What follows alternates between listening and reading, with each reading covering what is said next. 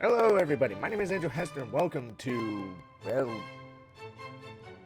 not quite sure what to call this yet. So, a few of you in the comments have said, hey, build the Quasar Fire class carrier slash cruiser. And, well, I'm going to be showing you how I basically do the one-to-one scale ships. And I am looking at the Wikipedia page right now, and it says it is 340 meters long, and looking at the schematics, it looks doable. So here we are looking at the actual Wikipedia page, or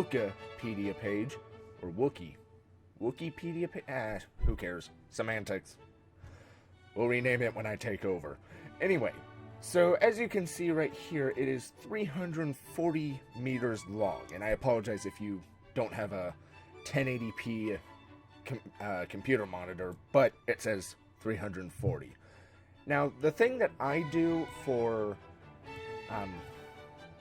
ships like this is I take a look at the profile. Like, if I can get a schematic of the craft itself, I can replicate it with great accuracy. And although looking at the canon version,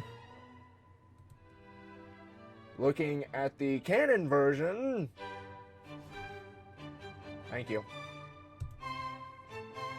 I kind of do like the fact that it separates the different hangar bays into basically 4 bays. While at the same time looking at this, I kind of do like the openness. So for my purposes, what I'm thinking is I am going to replicate this, except leave the walls open, except for maybe a few airtight doors. That way it can be sealed in case one section is under fire or what have you and needs to be closed off immediately for an emergency situation. So going back to the whole profile, what I'm gonna do is show you how I get the one-to-one, even though technically there's no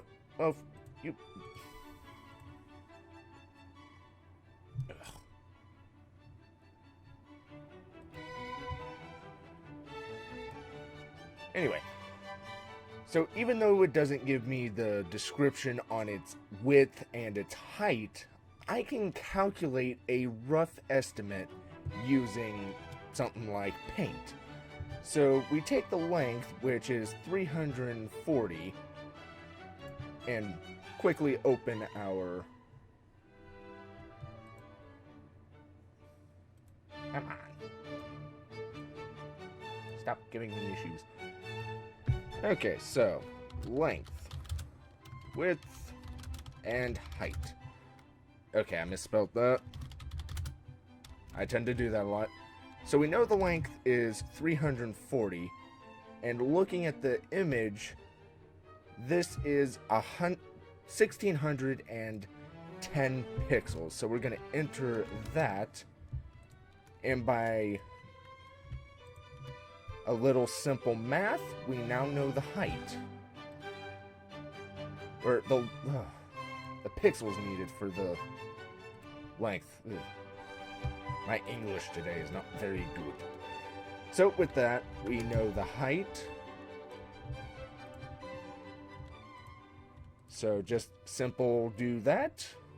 I'm going to round up to 45. So the height is 45 meters. And to translate that, we're all going to put this into large blocks. Ooh.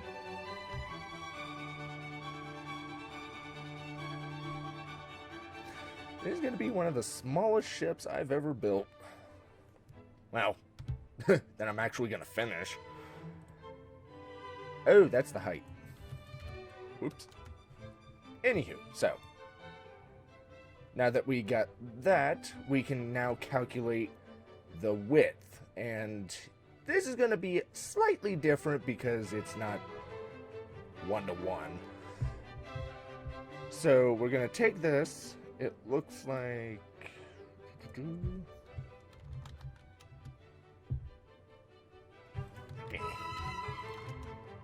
So it's only 60 pixels off, but we can still work with it. So we take that and go all the way over here. And now we have our rough estimate on the width. Therefore,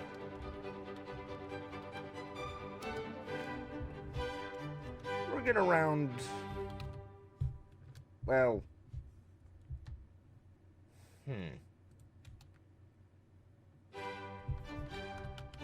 I like my ships being odd in terms of width. That way you can put the flight seat in the direct middle. So the width is going to be that. And that gives me the rough dimensions. Now, in order to make this section work, let's zoom in. To make this part work, I feel like I'm gonna need to do a... Well, watching the show, Star Wars Rebels, kind of gives me an indication that this is gonna have to be a... Oh, what do you call it? This is gonna have to be 3 large blocks, with one being for the middle to get to the bridge. Also, from looking at the schematics as well, and this nice lovely image, I feel like this is going to be best to have all of the internal components, like the gyros and the shields, because this is a Star Wars ship, I'm going to put shields in it. It makes sense for me to put them in this we'll call that a span. While at the same time, we'll keep with the whole ship itself, with the engines or the thrusters being in the back. I will be using the tiered armored thrusters just because I don't think this is going to move very well otherwise. Of course, I could probably put thrusters along here, but in keeping with my own personal designs, I want the engineers to be able to access this to repair any damages that the ship takes in its course. But it is a carrier, and carriers should be kept at basically further than an arm's distance from the enemy, just so they can't take this out. So, as for the weapons, that's crap. What about the cannon? That's still crap. Doesn't give me... Well, watching the show, I know there's a few turrets placed around, but... Well, I'll design it within reason. Now, I would like to be able to store more than 48 starfighters, and as you all know, I do have a few TIE designs of my own. Ideally, I'd like to be able to store at least 48 TIE Defenders, with possibly an entire starfighter wing of 72 for TIE Fighters. So with that, I can now get started on actually building the bloody thing. And so basically, I'm just going to be like right here. I kind of do wish it gave me a rear view of the ship. I mean, it does give me an indication of... Where is it? Really? Only the cannon? I mean, it does say 5 engine units, but this is Space Engineers. We're going to need more than that. So, with that, time to go into Space Engineers. I will be keeping this open at all times, though, just so I can actually get the... See, that looks like lasers right there, but This isn't one of those Mac cannon ships. But I'll see you in Space Engineers pretty soon. And so here we are in Space Engineers, now to finally build the carrier. So what I'm going to do is an empty world. Whoa. Now, I'm not using mods in this because I'm only going to be building the hull itself and not anything else. Yeah. And the plan is I'm going to build the hull in creative and then transfer it to the survival world and then fit it out there. So, with that, let's get to it. And with that, I am going to be... there's going to be a time lapse between now, well, after I'm done talking, and when this is done. I will disable the sound because I do plan to listen to some music to keep my sanity afloat. Hey. So, with that said, I'll see you soon.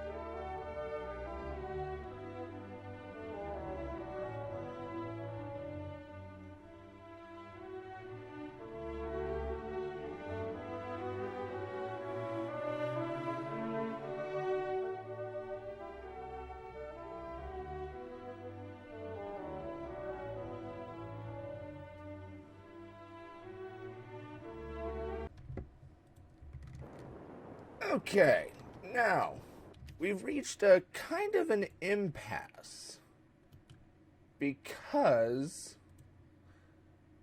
if we go to the cannon part, it shows this being substantially smaller.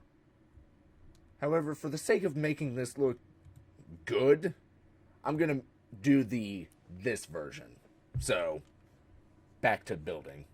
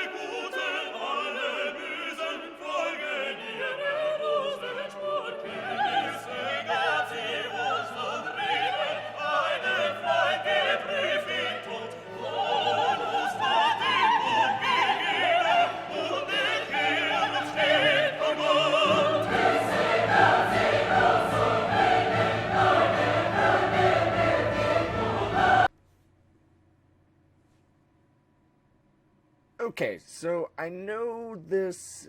I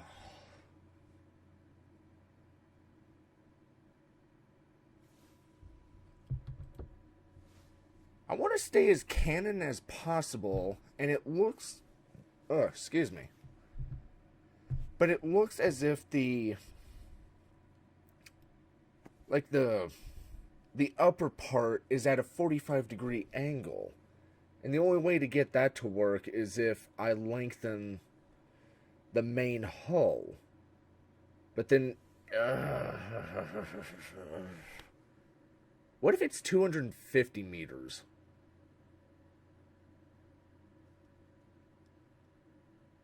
Okay, I'm going to lengthen the main hull to 60 large blocks, then start the 45 and see where that goes.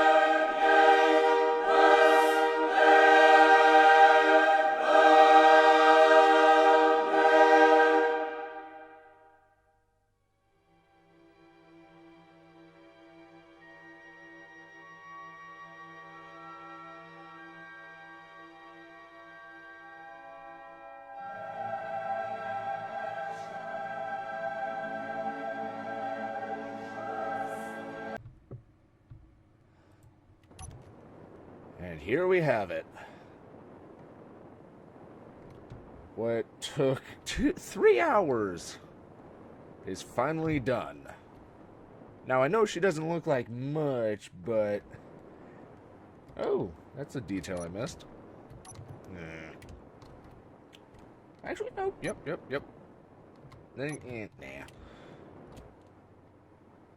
Nah, it's too fine of a detail to replicate, I think?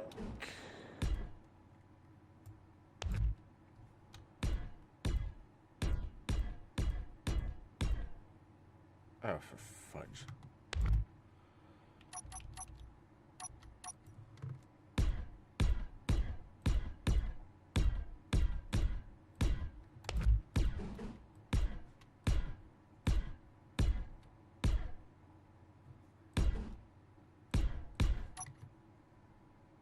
Good enough. Okay, so...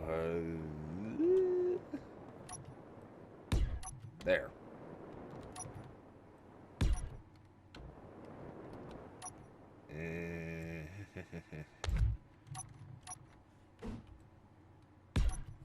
There. Now it looks good. Anyway, so this is going to get transferred to the survival world. And there I will finish it out. My goal for work done is 5 million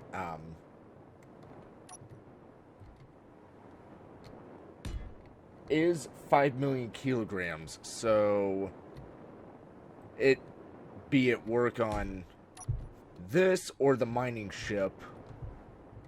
I will include refineries on this just because I like the homeworld style of you need resources to fix your stuff, or you need to build new stuff, blah blah blah. So there will be some production facilities. However, it's not going to be like an automated welding system, just automatically print off your TIE Defender or what have you and then launch it.